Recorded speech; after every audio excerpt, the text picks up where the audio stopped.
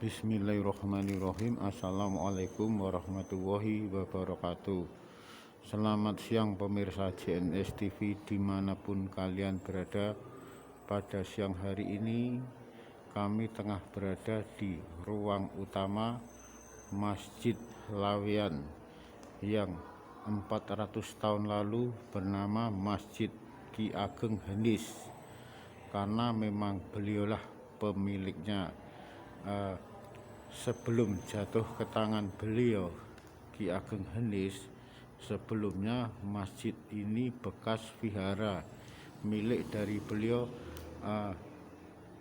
Ki Ageng Beluk.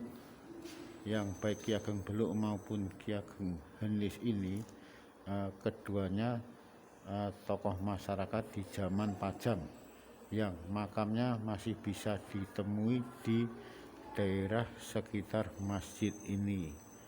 Sekalipun usianya sudah ratusan tahun, bahkan hampir 5 abad, karena zaman abad ke-15 sekitar tahun 1546, namun hampir kesemuanya masih asli dan utuh.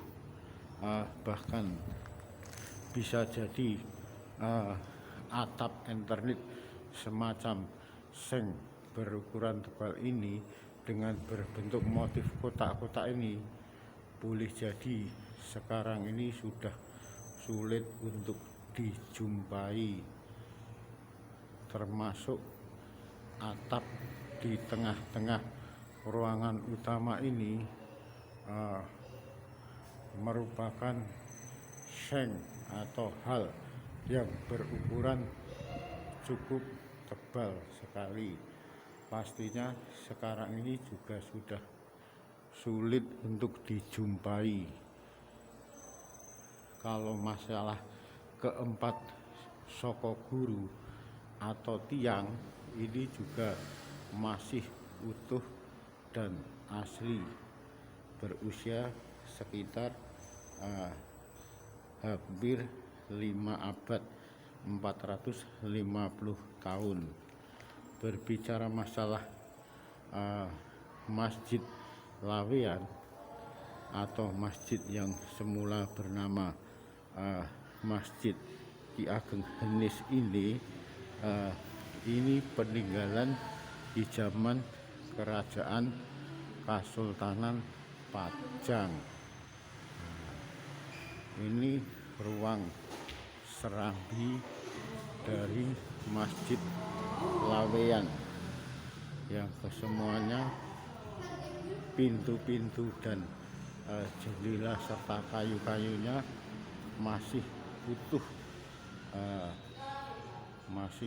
seperti semula 500-an tahun yang lalu, sekitar tahun 1546,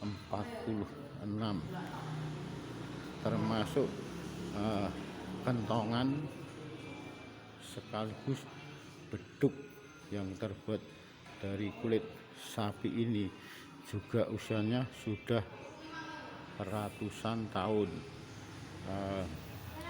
Hampir semua bangunannya masih utuh dan asli.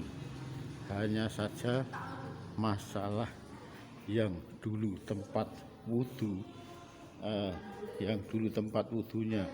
dengan air yang diambil dari gayung atau kedua tangan yang ditelungkupkan, sekarang itu semua sudah tidak ada, diganti dengan air keran.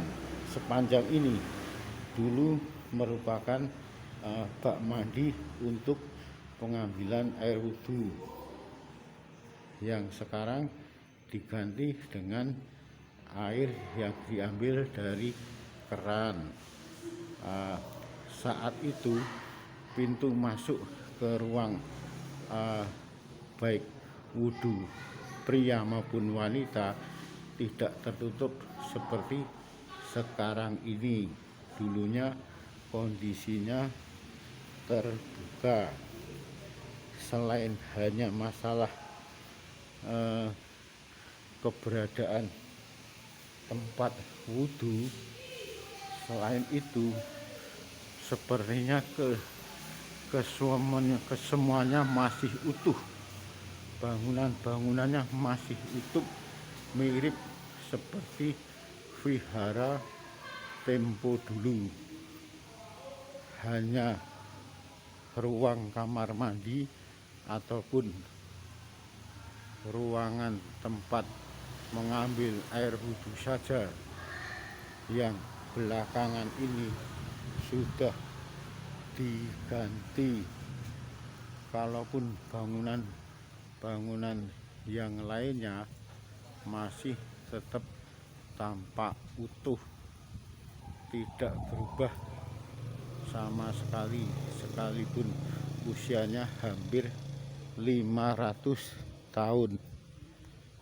Kondisinya semuanya masih asli. Hanya tempat bak mandi atau bak air wudhu saja yang sudah diganti. Itu semua tidak terlepas dari sesuai dengan perkembangan zaman. Kalau yang lainnya kesemuanya masih utuh dan asli, layaknya bangunan sebuah vihara yang saat itu 450 tahun yang lalu, ketika masih Ki Ageng Beluk sebagai pemiliknya, dulunya dipakai vihara, tempat untuk bersembahyang bagi mereka kaum yang beragama Hindu.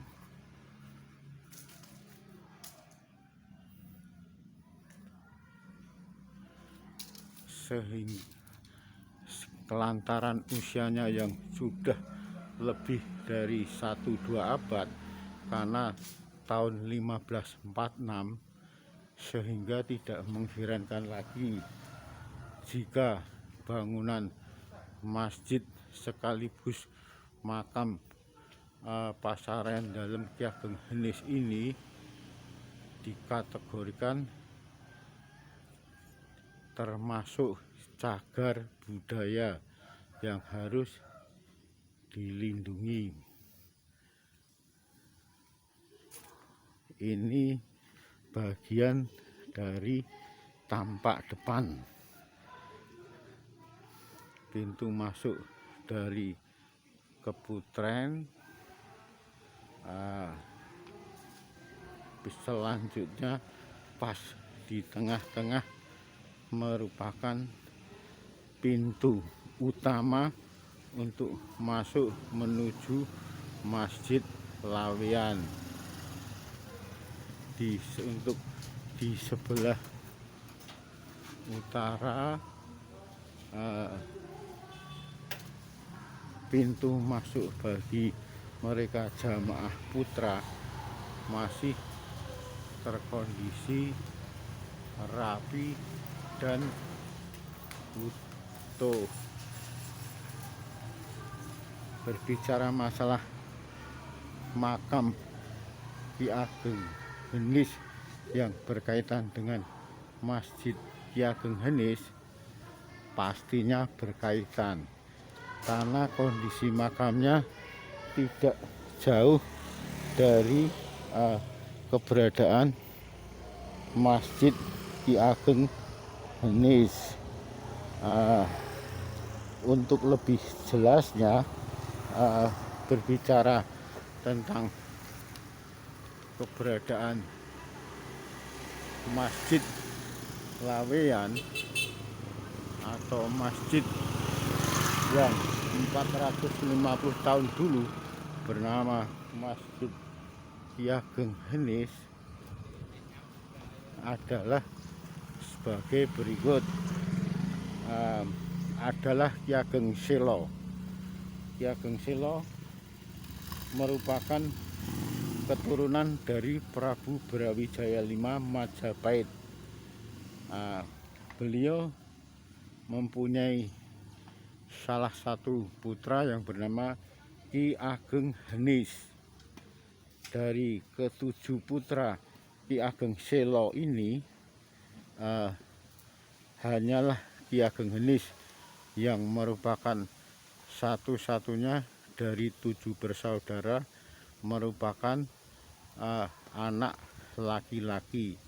Keenam lainnya adalah anak dari Ki Ageng Selo yang saat itu tinggal di Purwodadi, Grobogan, dekat tidak jauh dari Demak.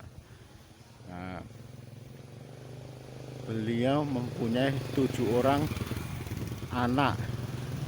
Hanya Ki Ageng Henis lah yang merupakan satu-satu anak laki-laki. Dari Ki Ageng Henis, beliau mempunyai 2 orang putra, adalah Ki Ageng Pemanan dan Ki Ageng Karatongan. Sayangnya keberadaan Ki Ageng yang satunya ini, Ki Ageng Karatongan, salah satu dari putra Ki Ageng Henis ini, dalam sejarah kurang begitu dikenal. Selanjutnya dari Ki Ageng Pemanan, sebagai salah satu anak tertua dari Ki Ageng Henis, menikahlah dengan Nyai Sabinah yang masih sepupu. Dari Nyai Sabinah ini, Ki Ageng Pemanan memiliki 26 putra dan putri. Salah satu diantaranya sebagai putra sulung, lahirlah nama Adipati Mandoronegoro. Dari urutan berikutnya hingga urutan ke-12, yang beliau saat kecil bernama Sutowijoyo, akhirnya dari nama Sutowijoyo ini menjadi nama besar, merupakan Raja Mataram pertama yang saat itu bergelar dengan Panembahan Senopati. Kembali masalah Ki Ageng Henis. Ki Ageng Henis yang saat itu sekitar 1500-an atau 1540-an, beliau merupakan guru besar, guru spiritual dari Joko Tingkir atau Mas Karebet, yang saat itu belum menjadi raja di Kerajaan Pajang. Sehingga pada akhirnya nama besar Joko Tingkir atau Mas Karebet ini menjadi seorang raja di Kerajaan Kasultanan Pajang dengan gelar Sultan Hadiwijaya. Sehingga dari Ki Ageng Henis ini boleh dikatakan menjadikan cikal bakal atau leluhur raja-raja dinasti Mataram.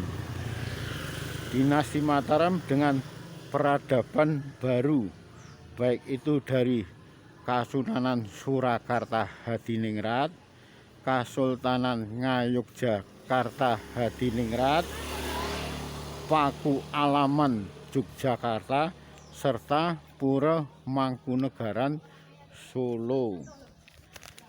Saat itu terjadilah sedikit perseteruan di antara Ki Ageng Henis yang saat itu sudah menempati posisi sebagai ulama besar yang diutus dari Demak untuk wilayah Kasultanan Kerajaan Pajang, bertemulah dengan tokoh sakti Mandraguna yang biasa tinggal di depan Kali Jenes, yang saat itu masih merupakan wujud vihara milik beliau Ki Ageng Beluk.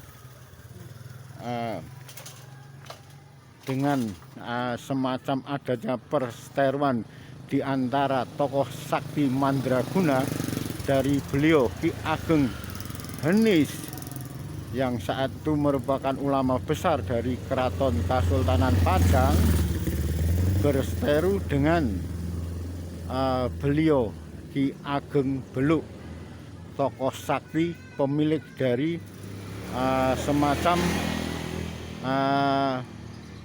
tempat vihara atau padepokan yang dipakai untuk pengembangan masalah agama Hindu. Singkat cerita, ketika terjadi pertikaian antara keduanya, antara Ki Ageng Henis dan Ki Ageng Beluk, akhirnya dimenangkan oleh beliau Ki Ageng Henis. Sebagai konsekuensinya, Ki Ageng Beluk lantaran kalah dalam segala hal dengan beliau Ki Ageng Henis, diserahkanlah apa yang semuanya menjadi miliknya, yang saat itu satu-satunya adalah padepokan atau semacam vihara yang saat itu dipakai oleh beliau Ki Ageng Beluk untuk pengembangan masalah agama Hindu. Dengan ikhlasnya Ki Ageng Beluk memberikan langsung vihara tersebut kepada beliau Ki Ageng Henis, yang saat itu pula keberadaan vihara oleh beliau Ki Ageng Henis langsung dirubah untuk menjadi tempat sholat berjamaah, yaitu dipakai sebagai masjid dengan nama Masjid Ki Ageng Henis. Seiring perkembangan waktu, Masjid Ki Ageng Henis yang berada di Kampung Belukan, Desa Pajang, Kalurahan Pajang, juga Kecamatan Laweyan, Solo ini akhirnya disebut sebagai Masjid Laweyan Surakarta. Meskipun keberadaannya di Kalurahan Pajang, namun istilah dan sebutannya tetap melegenda sebagai Masjid Laweyan. Bukan hanya itu saja, sebagai wujud pengabdian yang ikhlas, tulus ikhlas dari beliau Ki Ageng Beluk terhadap Ki Ageng Henis, sehingga dalam pesan terakhirnya, kalau saja dirinya wafat, beliau Ki Ageng Beluk wafat, minta untuk dimakamkan di luar dari vihara miliknya waktu itu, yang sekarang menjadi Masjid Laweyan. Apa yang menjadi keinginan beliau Ki Ageng Beluk ternyata dipenuhi. Akhirnya keberadaan makam dari Ki Ageng Beluk ini benar-benar berada di luar area dari Masjid Laweyan. Bahkan masih dalam satu area Masjid Laweyan dimakamkan beliau Ki Ageng Henis, sehingga di antara Ki Ageng Henis dan Ki Ageng Beluk yang keduanya saat itu sudah menjadi tokoh Muslim, hanya saja makam pusara mereka bersebelahan yang dibatasi dengan tembok setinggi hampir 2 meter. Makam dari Ki Ageng Henis ini sekarang dikenal sebagai makam Laweyan yang dimiliki sepenuhnya oleh Keraton Kasunanan Surakarta Hadiningrat. Selain ada makam di Imogiri, Bantul, Yogyakarta.